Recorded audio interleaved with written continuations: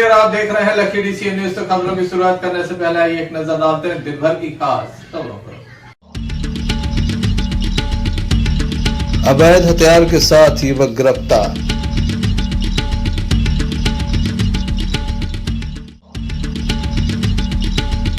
एक 108 कुंडी गायत्री महायज्ञ में उमड़ रहा है जन सैलाब।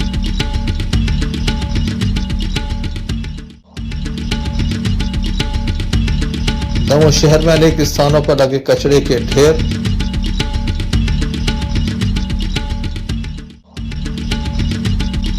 मंदिर जा रहे युवक को मारी बाइक सवार ने टक्कर, गंभीर स्थिति में दमोह जिला अस्पताल में दाखिल। ये थी दुनिया की कुछ खास खबरें। अब खबरों का क्रम विस्तार से। खबरों में सबसे पहले बात करेंगे दमोह नगर कोतवाली की, जिसके द्वारा कुछ युवकों को पकड़ा गया है। उसके पास से माउजर एवं एक छकड़ी सहित अन्य हथियार जब्त किए गए हैं। दमोह जिले में अवैध हथियारों का व्यापार फल फूल रहा है। लगातार अवैध हथियार पकड़े जाते हैं, बावजूद इसके इनकी फैक्ट्रियां नहीं पकड़ी जाती। ठोस कार्रवाई पहले देखने को नहीं मिली, जिसके चलते अभी भी अवैध हथियारों का व्यापार हो रहा है। एक बार पुनः अवैध हथियार पकड़े गए हैं, जिनके साथ कुछ युवकों को भी पकड़ा गया है। दमोह नगर कोतवाली में आज एक पत्रकार वार्ता का आयोजन किया गया, जिसमें अतिरिक्त पुलिस अधीक्षक संदीप मिश्रा के द्वारा संपूर्ण मामले का खुलासा किया गया। उनका कहना है कि एक छकड़ी, एक माउजर, तलवार सहित अन्य हथियार पकड़े गए हैं। कुछ युवक भी पकड़े गए हैं, अलग अलग क्षेत्रों के ये रहने वाले थे। आइए सुनते हैं क्या कह रहे हैं अतिरिक्त पुलिस अधीक्षक संदीप कुमार मिश्रा इस संपूर्ण मामले को लेकर, ये किस तरह से ये कार्यवाही संपादित हुई है।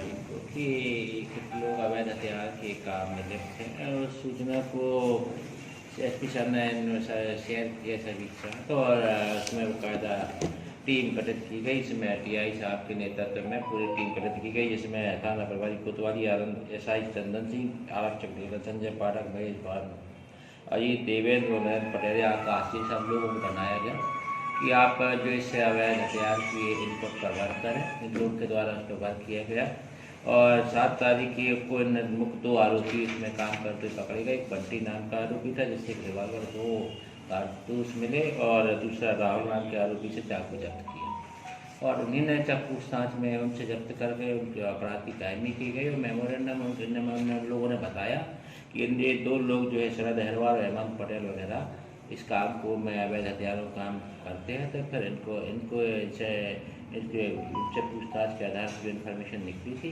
उस पर उन लोग को अरेस्ट किया गया। शरद अहरवाल और हेमंत को शरद अहरवाल से पिस्टल मिली और हेमंत से एक तलवार और 3 चाकू मिले, और सभी लोगों को अरेस्ट करके पटक पहुँचा गया जुडिशल में। सर, इनके पिछले भी कोई आपराधिक रिकॉर्ड सामने आए हैं? अभी इसकी जांच कराई जा रही है। जो पिछले पर रिकॉर्ड हैं उन सबके वेरिफिकेशन हो रहा है। अभी सब चीज़ें रिकॉर्ड की छटाई चल रही है। सर, लगातार ये हथियार पकड़े जाते हैं, लेकिन हथियारों की फैक्ट्री तक पुलिस कभी नहीं पहुंच पाती है, तो इस बार क्या हो पाएगा संभव? देखिए, चुनाव में हम लोगों ने बटियागढ़ में पकड़ी थी और आगे भी कार्रवाई हम लोग की जारी रहेंगी। देहात थाने में भी बहुत एक बड़ी कार्रवाई थी फैक्ट्री पकड़ने। इस तरीके से ऐसा नहीं है कि हम लोग नहीं पकड़े हैं। अभी रिसेंटली पिछले 3-4 महीने पहले उन्होंने कार्रवाई की है। दमोह पुलिस अधीक्षक सुनील तिवारी के द्वारा जो सूचना दी गई वह सही पाई गई और उसके बाद ये बड़ी कार्रवाई देखने को मिली है। देखने लायक होगा हथियारों की फैक्ट्री कब तक पकड़ी जाती है। Arshad Bunty Pathan, Lucky DCN news, Damoh.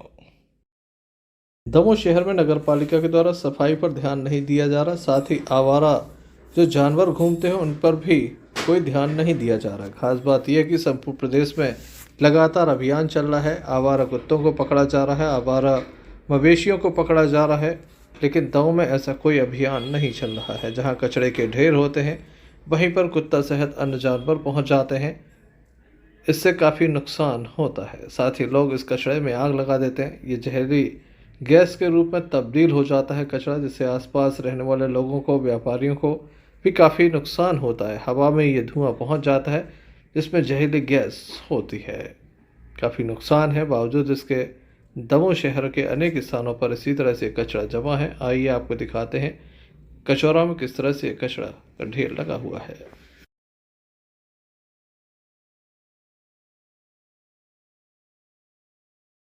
चाचा कि कौन सी जगह है, क्या है? कचौरा शॉपिंग सेंटर है अंबेडकर भवन के पीछे, और यहाँ का कचरा 2-3 दिन में उठता है, डला रहता है। इससे बीमारियां भी फैलती होंगी दादा, आप लोगों की दुकानें होता हैं। है, मतलब हम लोगों को खुद परेशानी, टैक्स देते हैं, दुकानों का कोई सुनने वाला नहीं है। नगर पालिका कोई ध्यान नहीं देती इसमें? नहीं देती, कोई भी नगर पालिका ध्यान नहीं देती है। टैक्स आप लोगों को लगता है? लगता है, दुकान का किराया लगता, सब लगता। 55 नंबर दुकान है, शाम नहीं रहता, कोई उठता ही नहीं। नाम काफ़ी बड़ा है कचौरा शॉपिंग सेंटर, लेकिन हाल काफ़ी बेहाल है क्योंकि इस तरह के कचरे के ढेर लगे हुए हैं। ऐसे में देखने लायक होगा नगर पालिका का अमला कब तक ध्यान देता है, कब तक व्यापारियों की सुध लेता है और कब तक आवारा मवेशियों को जंगल की ओर पहुंचाता है। Sanjay Sarveria, lucky DCN news, Damoh. Damoh जिले के भटियागढ़ थाना अंतर्गत एक वाहन दुर्घटना सामने आई है, जहां पर बाइक सवार ने राहगीर को टक्कर मार दी। बताया जाता है कि राहगीर अपने घर से भगवान के मंदिर जा रहा था कि बीच रास्ते में उसे टक्कर मार दी।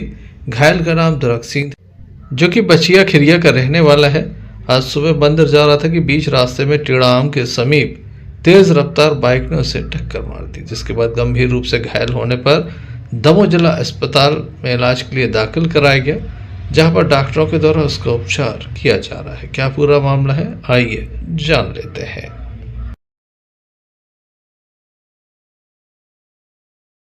क्या नाम है आपका? लखन सिंह। क्या हो गया इनको? एक्सीडेंट हो गया, काय से हो गया एक्सीडेंट? बाइक से। ये कहाँ से कहाँ जा रहे थे? ये मेरे गांव से मंदिर जाते, राम के पास मंदिर है, उधर जा रहे थे। तो रहने वाले कहाँ के हैं? बसिया। और ये घटना कहाँ पे घटी? टेढ़ा काय से टक्कर हुई इनकी? बाइक से। आमने सामने टकराई थी? आमने सामने बाइक टकराई? नहीं, बाइक नहीं है, तो पैदल थे। अच्छा, ये पैदल थे, बाइक ने टक्कर मार दी। हाँ। इनका क्या नाम है? दुरक सिंह। कौन है आपके? चाचा। तेज रफ्तार वाहन चालक अपनी बाइक के रफ्तार पर नियंत्रण नहीं रख पाते। यही कारण है कि वाहन अनबैलेंस हो जाते हैं, लोगों को टक्कर लग जाती है, लोग चोटिल हो जाते हैं, उन्हें जिला अस्पताल में फिर इलाज के लिए दाखिल किया जाता है। जरूरी होगा रफ्तार पर अंकुश लगाया जाए। Sanjay Sarwaria, lucky DCN news. Damoh नगर की दीवान जी की तलैया, जो कि अब तलैया का रूप बदलकर खेल मैदान में तब्दील हो चुकी है।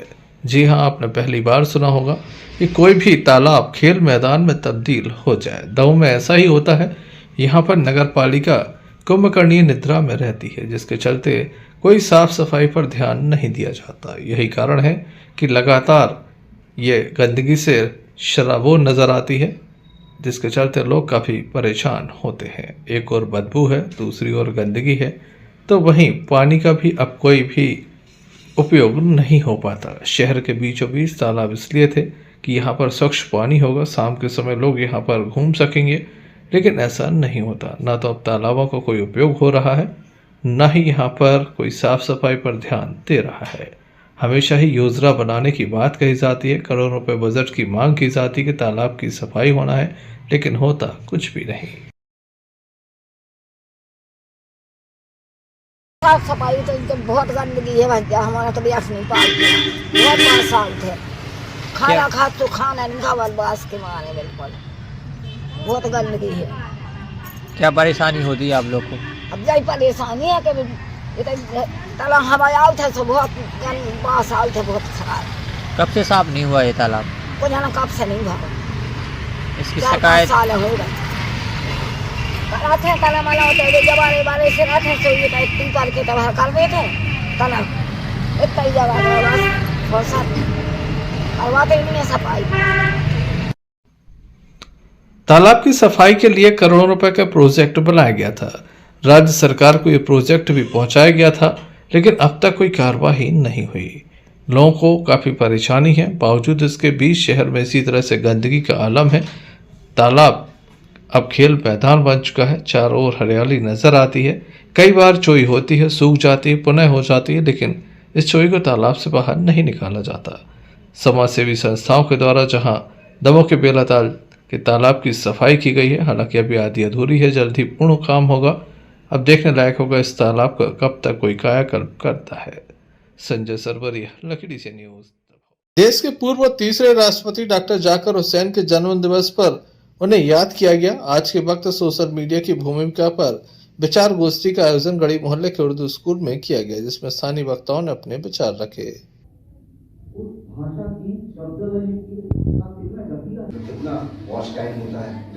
कराने वाले बहुत सारे मदद करने वाले ख्यालों से ही जो मन बहलाना पड़ता है, और शायद हम उस स्टेज पे पहुंच गए हैं। तो चलिए यही सही, अब मैं आपका ज्यादा वक्त ना लेती हूँ क्योंकि हमारे पास बहुत प्रॉपर नहीं हो पाती, तो आपकी जो मेंटल हेल्थ है उसको भी इफेक्ट करती है। चीजें जो है, एक तो क्या है, इंसान की जो मेंटल हेल्थ है उसको भी इफेक्ट करती है। और आज हमारे स्वतंत्र भारत के तीसरे राष्ट्रपति आदि जनाब डॉक्टर जाकिर हुसैन साहब की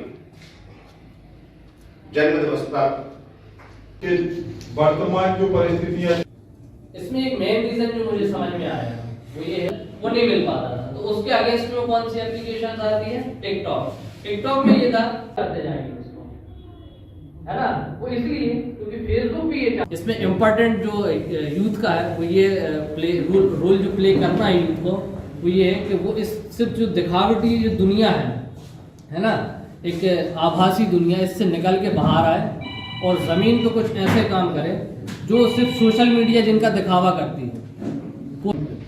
इसके लिए पुनः धन्यवाद देता हूँ। भारत देश के अंदर हर शख्सियत का इस देश को देश बनाने में विशेष योगदान रहा। सभी ने मिलजुल कर इस देश को, यहाँ के आपसी भाईचारे को और यहाँ की सभ्यता को सभी लोगों तक पहुंचाया। यह हमारे लिए बहुत गौरव की बात है। मैंने इनके बारे में पढ़ा नहीं, लेकिन अभी जैसा एडवोकेट करीम साहब ने कहा कि आजाद हिंदुस्तान के आप तीसरे और पहले मुस्लिम राष्ट्रपति थे। तो ये अगर कहीं हो सकता है कि एक अल्पसंख्यक समाज में होने के बाद भी, अल्पसंख्यक होने के बाद भी अगर योग्यता के आधार पर किसी को अगर कहीं चुना जाता है तो वो केवल भारत। सर्वांगीण विकास तभी मुकम्मल कहा जाएगा कि जब वो सर्वांगीण हर दिशा में विकास हो, हर दिशा में हमारी सोच विकसित हो। और जनाब रज्जा सुरक्षा साहब हमारे बीच बैठे हुए हैं, तो मैं उनसे गुजारिश करूंगा, बहुत अच्छे वक्ता है वो, और उन्होंने कई मौकों में सुना है। हम 70 साल की आजादी के बाद हम इस देश को या इस देश की कम्युनिटी को क्या एक आदर्श समाज कह सकते हैं? बिल्कुल नहीं। पढ़े से अच्छा पढ़ा लिखा आदमी भी इधर जो है नैतिकता में वो फेल हो जाता है। अच्छे पढ़े लिखे डॉक्टर हैं, लेकिन जरूरत पड़ती है कि आप क्या पढ़ेंगे। लेकिन सबसे इम्पोर्टेंट चीज है जब युवा जुड़ता है उसमें। मेरे ख्याल से सर ने युवा लिंक के इस चीज को दायरा दिया है। सोशल मीडिया तपोभूमि गंगाझरिया में वर्ष भर अनेक धार्मिक आयोजन होते हैं। वर्तमान में एक विशाल कथा का आयोजन चल रहा है, जहां पर संगीतमय श्रीमद् भागवत कथा सुनकर भक्त अपना जीवन धन्य कर रहे हैं। हजारों की संख्या में भक्त यहां पर पहुंचते हैं, जो कथा सुनकर भाव विभोर हो जाते हैं। कथा व्यास की अमृत वाणी लोगों को मंत्रमुग्ध कर देती है। बहुत समझाया पर आत्मदेव नहीं माना, तो एक फल दे दिया, ले जाकर धुंधली को दे दिया, कह दिया जितने दिन गर्भ रहे झूठ ना बोले। जितने दिन माताएं गर्भ धारण करे रहे उतने दिन झूठ नहीं बोलना चाहिए, वरना झूठ बोलने वाला बच्चा जन्म लेता है। जितने दिन माताएं गर्भ धारण करे रहे उतने दिन हो सके तो लाल वस्त्र ना पहने, वरना संतान क्रोधी होती है। जितने दिन गर्भ धारण करे रहे कोशिश करें कि नीला वस्त्र ना पहने, बच्चा गलत रास्ते पे जाने वाला होता है। गर्भिणी नारी को लाल और नीली राजा होने का श्राप मत देना। राजा बनना अच्छी बात नहीं है, क्योंकि जिस राजा के राज्य में प्रजा अनाचार, पापाचार, दुराचार करती है, तो उस पाप का 10वां हिस्सा उस राजा को भोगना पड़ता है। पाप करेगी प्रजा तो दंड मिलेगा राजा को। तो पहला श्राप, मुझे राजा होने का मत देना। दूसरा श्राप, मुझे दास बनने का श्राप मत देना, क्योंकि रामायण में लिखा है सबते सेवक धर्म कठोरा। ये दुनिया में अगर सबसे कठिन धर्म है तो सेवक बनो, क्योंकि सेवक का जीवन खत्म। स्वामी हंसे तो हंसे, स्वामी रोए तो रोए, स्वामी चले तो चल दे, स्वामी बैठे तो खड़ा रहे। ऐसा नहीं कि स्वामी बैठ गया तो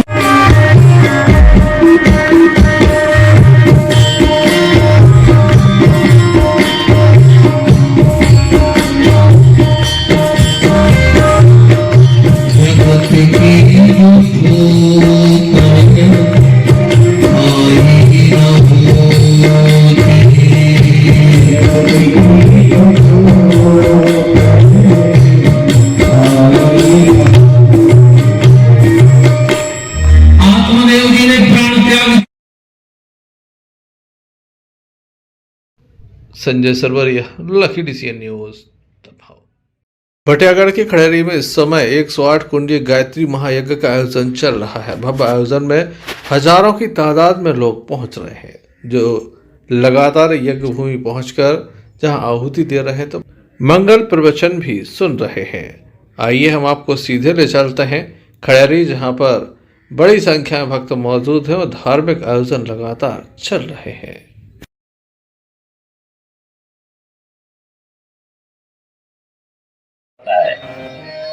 लेकिन जो सत्संग के द्वारा आत्मज्ञान और ब्रह्म ज्ञान मिलता है वो निरक्षर व्यक्ति भी प्राप्त कर सकता है।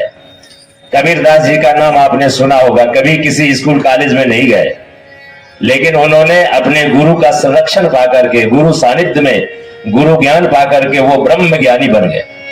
और गांव की भाषा में कबीरदास जी ने जो बोल दिया वो साखियां बन गई, लोग आज उसके ऊपर PhD करते हैं। कालिदास जी कभी किसी स्कूल कॉलेज में नहीं गए थे, वो तो इतने अज्ञानी थे, जिस डाल पर बैठे थे उसी को काट रहे थे। उनको ये भी नहीं मालूम था कि डाल करते ही मैं गिर जाऊंगा, हाथ पे टूट जाएंगे, डेथ भी हो सकती है। लेकिन ब्रह्म ज्ञान पाया, रघुवंश जैसे महाकाव्य की उन्होंने रचना कर दी, महाकवि कालिदास बन गए। तो आप विश्वास रखिए, आपके यहाँ जो ये 4 दिन का सत्संग है तो 3 दिन का ही बचा है, चौथे दिन पूर्णा होती है। यदि इसको आपने नहीं छोड़ा, 3 दिन का वक्त आपने इसमें लगाया, तो हम आपको गारंटी देते हैं, विश्वास दिलाते हैं कि जीवन आपका बदल जाएगा, आपका समाज बदल जाएगा, आपका पूरा ये क्षेत्र बदल जाएगा। आइए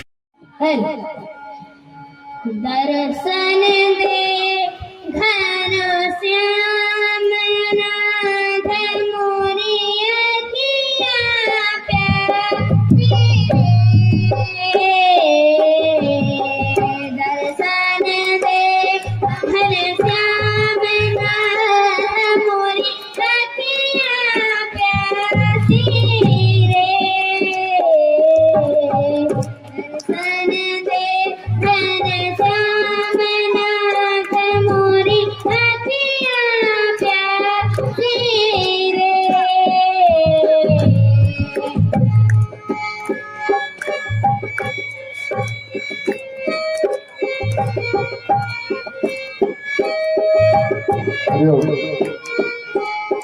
जब तू द्वार दया के खोले, पंचम सुर में गूंगा बोले, जब तू द्वार दया के खोले, पंचम स्वर में गूंगा बोले, जब तू द्वार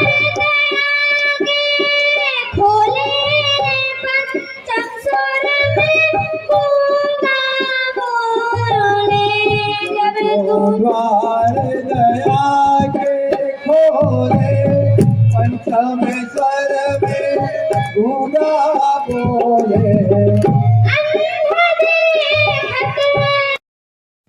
Sanjay Sarwaria, lucky DCN News. तब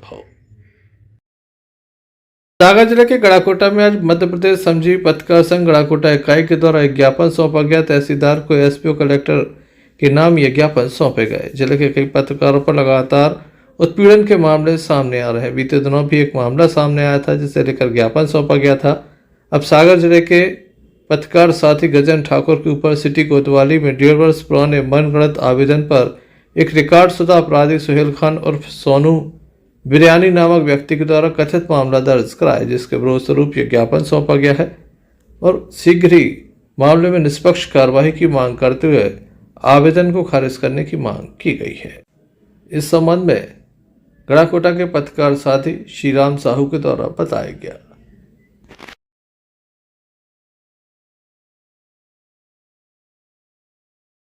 आज गड़ाकोटा पत्रकार संघ ने तहसीलदार महोदय को ज्ञापन सौंपा है। किस चीज को लेकर सौंपा?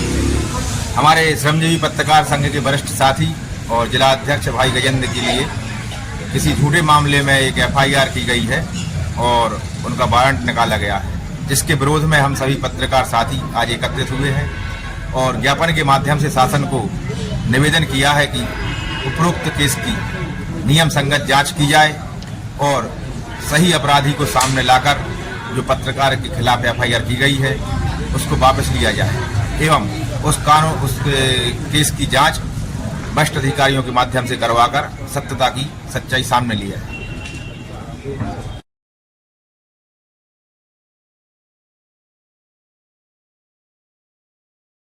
गड़ाकोटा से यूनिस खान की रिपोर्ट।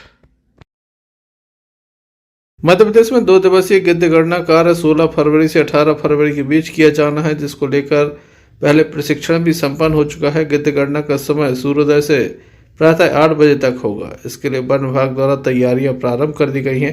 उक्त गणना पन्ना टाइगर रिजर्व सहित पीटीआर क्षेत्र में भी होगी। क्षेत्र संचालक पन्ना टाइगर रिजर्व विजेंद्र झा द्वारा प्रेस नोट जारी कर बताया गया कि गिद्ध गणना में गिद्धों से जुड़ी जानकारी रखने वाले व्यक्ति भी शामिल हो सकते हैं। इसके लिए वे कार्यालय में संपर्क कर सकते हैं। जम्मू जिले के मड़ियादा बफर क्षेत्र में गिद्ध बड़ी संख्या में मिलने के संकेत मिल रहे हैं। मड़ियादा, चौरैया, रजपुरा, बरदा क्षेत्र में अक्सर गिद्ध बड़ी संख्या में देखने मिल रहे हैं। इसके अलावा छतरपुर जिले के किशनगढ़, कोर और बफर क्षेत्र में भी गिद्ध अच्छी संख्या में नजर आ रहे हैं। मड़ियादा से यूसुफ पठान की रिपोर्ट। बीते 45 दिनों पूर्व पन्ना जिले के मजगवा गांव से 4 धाम की तीर्थ यात्रा पर निकले तीर्थयात्री अब वापस पहुंचे हैं। ये जत्था कुशलता पूर्वक अपनी यात्रा कर चुका है। बांदकपुर से होकर उपकाशी नगर हटा पहुंचे, जहां 60 यात्रियों को जत्था हटा के मां कर्मा देवी चौराहा अधेरा बगीचा स्थित श्री वृंदावन मैरिज गार्डन में पहुंचा, जहां साहू समाज के द्वारा उनका भव्य स्वागत किया गया।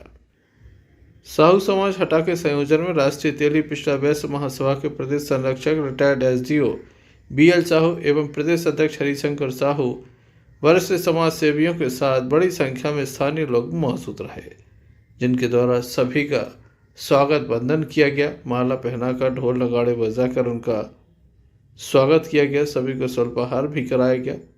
बाद में सम्मान के साथ यात्री पन्ना की ओर रवाना हुए।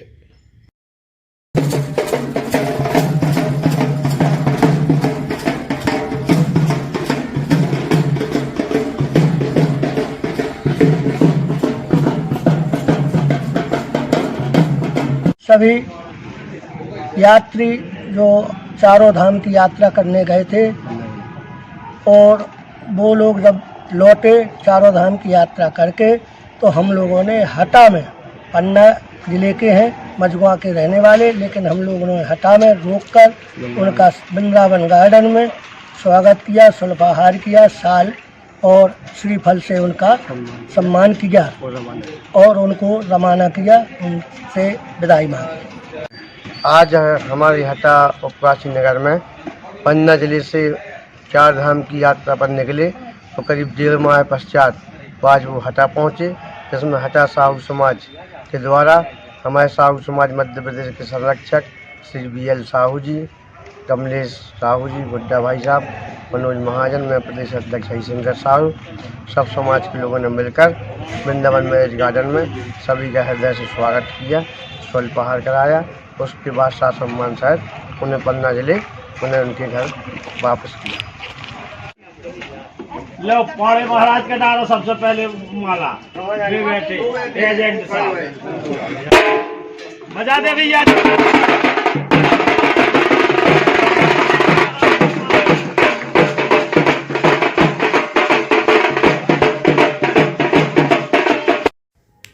हटा से भानु प्रताप सिंह की रिपोर्ट। चलते चलते एक नजर मुख्य समाचारों पर फिर से। अवैध हथियार के साथ युवक गिरफ्तार।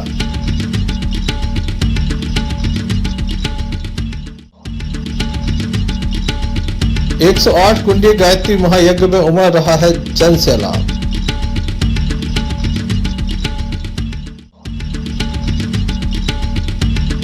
दमोह शहर में अनेक स्थानों पर लगे कचरे के ढेर।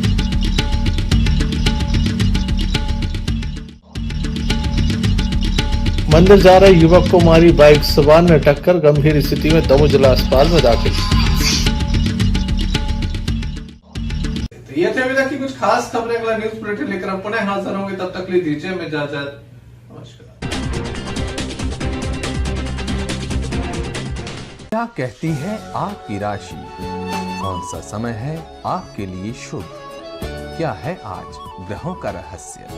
कैसा रहेगा ये दिन आपका? जानने के लिए देखिए हमारा कार्यक्रम भविष्य आपका।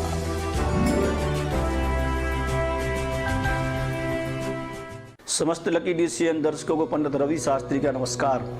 जानेंगे आपका आज का राशिफल। बात करेंगे प्रथम राशि मेष की। मेष राशि के जातकों को आज का दिन फिर बहुत अच्छा है। आज आपको भूमि भवन आदि से संबंधित अच्छे खासे लाभ के योग बनते दिख रहे हैं। स्वास्थ्य आपका उत्तम होगा। घर में भी आपके आज मांगलिक कार्य सिद्ध होंगे। दूसरी राशि वृषभ। वृषभ राशि के जातक आज लंबी यात्रा को टाल दें। आज भाग्योदय के अवसर प्राप्त होंगे। इसके साथ साथ आज आपको माता पिता की ओर से विशेष उपहार भी प्राप्त हो सकता है। तीसरी राशि मिथुन। मिथुन राशि के जातकों को आज का दिन बहुत अच्छा है। ग्रह नक्षत्र आपके हैं। आप जो भी कार्य करने जा रहे हैं हनुमान जी का ध्यान करते हुए करें। निश्चित मानिए आज आप उन कार्यों में सफलता को प्राप्त होंगे। चौथी राशि कर्क। कर्क राशि के जातक आज किसी विशेष कार्य में सिद्धि को प्राप्त होने वाले कोई विशेष कार्य आज आपका सिद्ध हो जाएगा। प्रॉपर्टी से संबंधित लाभ हो सकता है। स्पष्ट योग ऐसे बनते हुए दिख रहे हैं। सिंह राशि।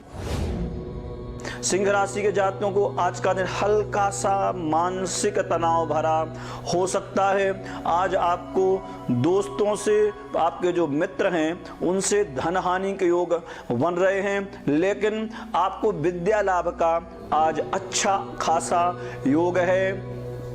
कन्या राशि। कन्या राशि के जातक आज लंबी यात्रा को टाल दें। आज आप को धन का लाभ हो सकता है। संतान से सुख आपको प्राप्त होगा।